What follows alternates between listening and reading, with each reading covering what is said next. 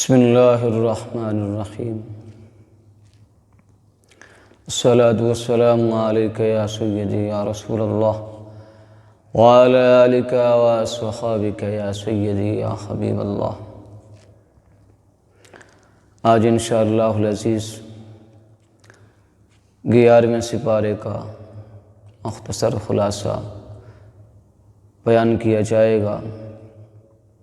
اس سپارے کے اندر سورہ توبہ کی 35 آیات طیبات اور سورہ یونس اور سورہ ہود کی 5 آیات طیبات ہیں۔ اس سپارے کے آغاز میں رب ذوالجلال نے ارشاد فرمایا وَسَيَرَى اللَّهُ عَمَلَكُمْ وَرَسُولُهُ، اللہ تعالی اور اس کے رسول صلی اللہ علیہ وآلہ وسلم تمہارے اعمال کو دیکھتے ہیں۔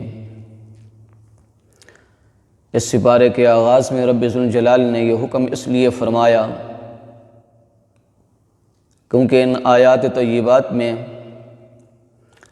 منافقوں کی حرکتوں کا ذکر ہے۔ 10ویں سپارے کے آخر میں بھی زیادہ تر منافقوں کا ذکر تھا، تو رب ذوالجلال نے انہیں خبردار کیا کہ تمہارے اعمال چاہے ظاہری ہوں چاہے باطنی ہوں، ہر ایک سے اللہ رب العزت واقف ہے، اور اللہ کے نبی اللہ کی عطا سے جانتے ہیں۔ رب ذوالجلال نے فینل منافقوں کے بارے میں حکم ارشاد فرمایا فَأَعْرِضُوا عَنْهُمْ، انہیں چھوڑ دو، ان سے اعراض کر لو، ان سے اپنے جملہ تعلقات ختم کر دو، ان سے کلام سلام اٹھنا بیٹھنا کھانا پینا ملنا سب کچھ چھوڑ دو۔ اِنَّهُمْ رِجْسٌ، رب ذوالجلال نے فرمایا وہ ناپاک ہیں، نجس العین ہیں۔ اس کے بعد رب ذوالجلال نے مومنوں کے اعمال کے اخلاص کا ذکر فرمایا۔ ارشاد فرمایا مومن جو بھی کام کرتا ہے اس کی نیت اور اس کا عمل دونوں صرف اور صرف اس لیے ہوتے ہیں کہ وہ یہ چاہتا ہے قربات عند اللہ، اللہ تعالی کا قرب حاصل ہو جائے، وصلوات الرسول، اور اللہ کے رسول صلی اللہ علیہ وآلہ وسلم کی دعائیں ہمیں نصیب ہو جائیں۔ رب ذوالجلال نے سابقین انصار و مہاجرین کا تذکرہ فرمایا۔ اس کے بعد رب ذوالجلال نے مسجد درار کا ذکر فرمایا۔ رب ذوالجلال نے ایک ایسے عمل کو بیان فرمایا جس عمل کی بدولت خود خالق انسان مسلمان کی جان کا اور مال کا خریدار ہوتا ہے۔ جان بھی وہی عطا کرتا ہے، مال بھی وہی عطا کرتا ہے۔ اس مالک کی شان بے نیازی یہ ہے، خود دے کر خود فرماتا ہے کہ میں تمہاری جانوں کا تمہارے مالوں کا خریدار ہوں، اور اس کے بدلے تمہیں جنت عطا کروں گا۔ رب ذوالجلال نے اس عمل کو بیان فرمایا۔ ارشاد فرمایا یقاتلون فی سبیل اللہ فیقتلون ویقتلون وعدا علیہ حقا فی التوراۃ والانجیل والقرآن۔ رب ذوالجلال نے ارشاد فرمایا وہ لوگ ہیں، وہ مومن مخلص میرے محبوب کے فرما بردار وہ ہیں جو اللہ کے راستے میں جہاد کرتے ہیں، یا وہ شہید ہو جاتے ہیں یا وہ غازی ٹھہرتے ہیں۔ اللہ تعالی نے فرمایا کہ وعدن علیہ حقا، یہ وعدہ سچا ہم نے تورات میں بھی، انجیل میں بھی، قرآن میں بھی ہم نے اس کو بیان فرمایا۔ مسلمان جہاد کے لیے جذبہ جہاد ہمیشہ ان میں ایسا عظیم اجاگر رہتا ہے، شوق شہادت ان میں ایسا راسخ ہے۔ صحابہ اکرام علیہم رضوان کا جذبہ جہاد ایسے کمال کا تھا کہ جب جنگ بدر کا مشورہ امام الانبیاء نے صحابہ سے فرمایا، سیدنا سعد بن معاذ رضی اللہ تعالی عنہ نے عرض کی، یا رسول اللہ صلی اللہ علیہ وآلہ وسلم، اگر آپ حکم فرمائیں تو ہمارے راستے میں سمندر بھی رکاوٹ نہیں بنا سکتے، ہم سمندروں میں اپنے گھوڑے ڈال دیں گے۔ سیدنا درار بن ازدر رضی اللہ تعالی عنہ جب میدان جہاد میں اترتے، بغیر زرہ پہنے شوق شہادت میں جہاد میں مصروف ہوتے تھے۔ آج بھی مسلمان جہاد کے میدان میں ایسے جاتے ہیں جیسے دلہا اپنی بارات لے کے جاتا ہے۔ اللہ رب العزت نے اس کے بعد مومنین کے لیے بخشش کی دعا کا ذکر اور مشرکین کے لیے دعائے مغفرت کرنے سے منع فرمایا۔ 3 صحابہ اکرام علیہم رضوان جو غزوہ تبوک میں پیچھے رہ گئے تھے، غزوہ تبوک میں شریک نہیں ہو سکے، ان کی توبہ کا ذکر۔ اس کے بعد ہر علاقے کے لوگوں کی ذمہ داری یہ ہے کہ کچھ لوگ مکمل دین کے علم حاصل کریں اور اس علاقے میں علم کے نور کو، دین کے نور کو، اسلام کے احکامات کو عام کریں۔ رب ذوالجلال نے سال کے اندر لوگوں کو 2 مرتبہ آزمانے کا اعلان فرمایا۔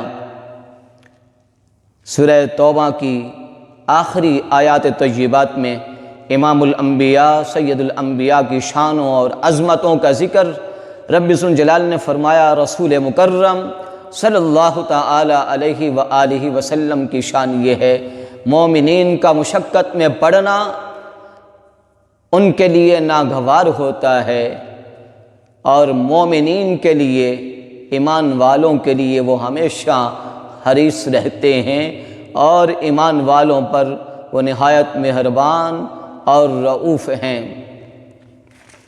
اللہ رب العزت نے سورہ یونس کے آغاز میں زمین و آسمان کی تخلیق کا ذکر فرمایا، چاند سورج کے نور اور روشنیوں کا تذکرہ فرمایا، دن اور رات کی تبدیلی کا ذکر فرمایا۔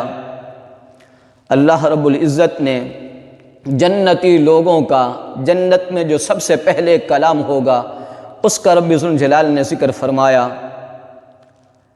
حضور علیہ السلام کا اعلان نبوت پر جب کفار و مشرکین نے اعتراض کیا، انکار کیا، تو امام الانبیاء نے اپنی گزری ہوئی زندگی کو بیان فرمایا۔ اسے رب ذوالجلال نے اس سپارے کے اندر بیان فرمایا، ارشاد فرمایا، فَقَدْ لَبِثْتُ فِيكُمْ عُمُرًا مِّن قَبْلِ۔ امام الانبیاء نے فرمایا، میں نے عمر تم میں گزاری ہے، بتاؤ تو صحیح کوئی کمی ہے، کوئی نقص ہے کہیں؟ کیونکہ کافر بھی کہتے تھے امام الانبیاء کو کہ آپ صادق الامین ہیں۔ اللہ رب العزت نے اس سپارے کے اندر اپنی وحدانیت کو اس انداز سے بیان فرمایا، لوگوں سے فرمایا، بتاؤ زمین و آسمان سے کون ہے جو رزق دیتا ہے؟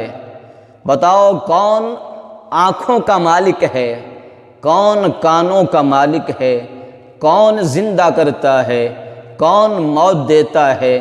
رب ذوالجلال نے اس انداز میں اپنی وحدانیت، اپنی ربوبیت، اپنی خدائی کا رب ذوالجلال نے اعلان فرمایا۔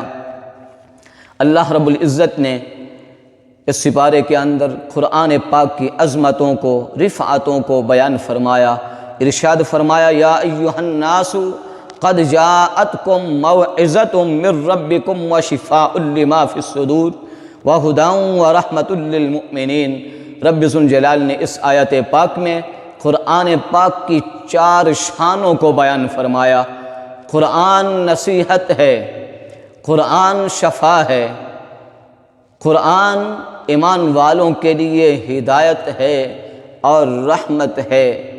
رب ذوالجلال نے خاص طور پر اس سپارے کے اندر اپنے محبوبوں اولیاء کا ذکر فرمایا۔ ارشاد فرمایا الا ان اولیاء اللہ لا خوف علیہم ولا هم یحزنون۔ خبردار، بے شک اللہ تعالیٰ کے دوست، انہیں کوئی خوف نہیں، انہیں کوئی غم نہیں۔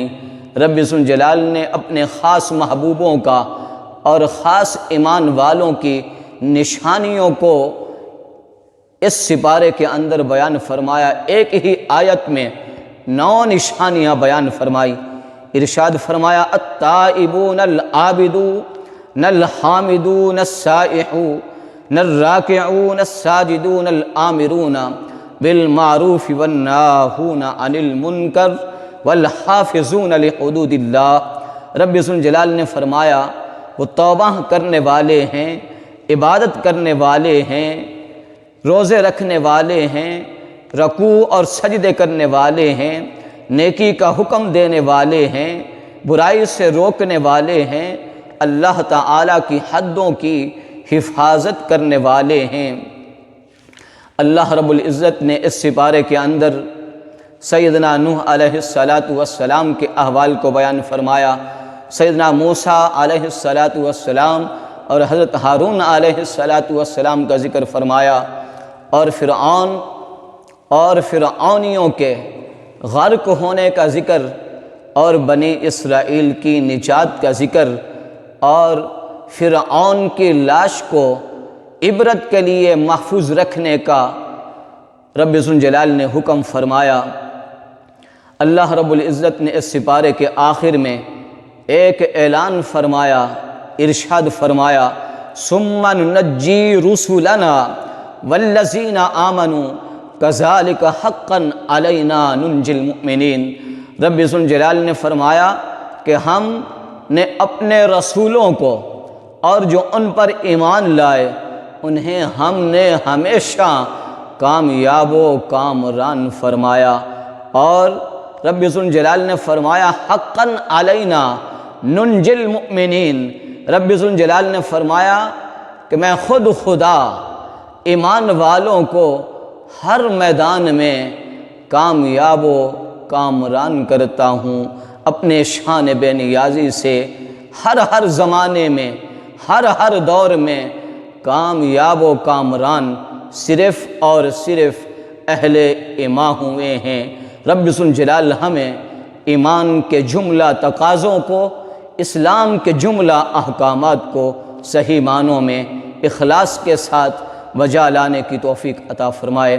وآخر دعوانا ان الحمد للہ رب العالمین۔ بسم اللہ الرحمن الرحیم۔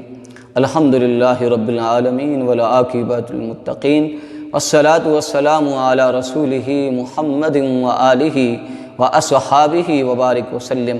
ربنا اتمم لنا نورنا واغفر لنا انک علی کل شیء قدیر۔ اللہم اہدنا الی صراط مستقیم۔